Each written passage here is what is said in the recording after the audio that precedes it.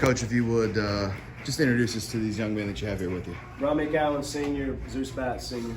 And your thoughts on today, and I know there's a lot of emotion right now, but this season as well. Really good high-level 4A basketball game. We came up short. We'll take questions. Obvious question. 31 points in the first quarter, less than that the rest of the games. What happened the rest of those quarters? They responded to us punching them in the face.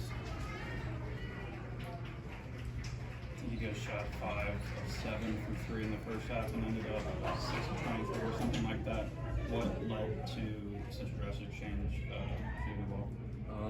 I just feel like, we just didn't stay level-headed going into halftime with that big of a lead in the state championship as a rare. So I just feel like when we came out the first 4 minutes, it wasn't the same as the first 4 minutes in the first half, and they just wanted it.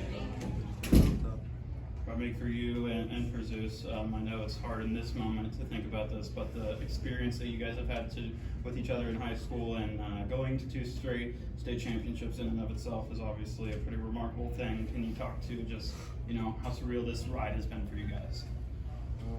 I know for me it's been special, and especially to do with Ramek and the coach I've been growing up with forever. It's just been amazing, so I wouldn't do it nobody else but them.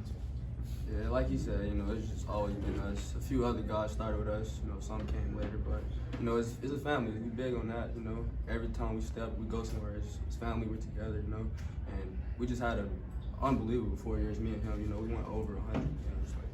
Everybody can't do that, and it's been special.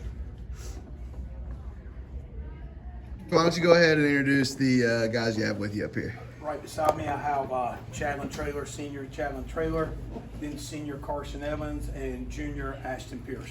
Coach, what'd you think about the way your guys played today? They made it interesting for me over there.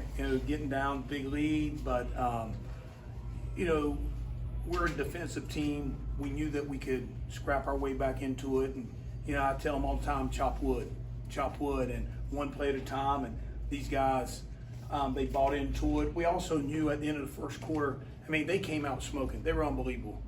And hats off to them. They were 8-8 from the free throw line and 5 of 5 from 3. But we were like, there's no way they can keep shooting like that. And I don't know that we've given up 31 points in a quarter since I've been at North. But that was unbelievable what they did offensively. But we tightened up defensively. And, all 3 of these guys made big plays. One of the biggest plays in the game, Chad had the fast break, got down to the paint and tossed it back behind to Ashton, and Ashton hit that 3. That was a huge play for us. Chad could have went and got the 2, but being unselfish is who we are, and I'm just proud of all these guys. Questions? Hanover players said before y'all came in that they might have gotten a little bit kind of complacent with the lead. Did you kind of feel that from them? Were they kind of on back their heels maybe when you're making that comeback? Like Coach said, we just chop wood. I feel like once we start getting a little bit more stops and getting our rhythm on offense, it for them closed in a little bit, a little more shots with more. You had to think about it a little bit more. So in that way, I feel like, Yeah, I would also say, when we was just chopping wood, coming back, we just bought in, stayed solid on defense, and we just rotated. And then our biggest problem was just rebounding, so we made it primary to just get every defensive rebounds and limit them to 1 possession. Yeah, Coach always tells us to stay even kill, so not too high, not too low. I feel like New Hanover might have got too high, and we stayed here, so staying there and maintaining. That's what we did. But I was really concerned there at the start of the third quarter because we definitely talked about our rebounding in the first play of the third quarter. They got like 4 offensive rebounds. I'm like, hey, were y'all listening in the locker room or what there? But then after that, we did a great job of limiting them to one shot. All you guys, you got to go back over 35 years. The last time a Charlotte area school repeated as North Carolina 4A state champions. So what does this mean for the school, for this accomplishment? Everything. Yeah, I feel like it's really big, especially coming in. We had a really I feel like last year we had one of the greatest teams in CMS history. So coming back, Isaiah Evans, Trey Maxwell, Ezra, I feel like a lot of people didn't have us here, and just being able to prove everybody wrong, it means a lot. Yeah, a lot of people doubted us, even in the Charlotte area. So it was we just knew we was gonna be back here again, and we just all bought in from day 1 of summer workouts to now. And I would top on that one, they didn't have us winning our conference.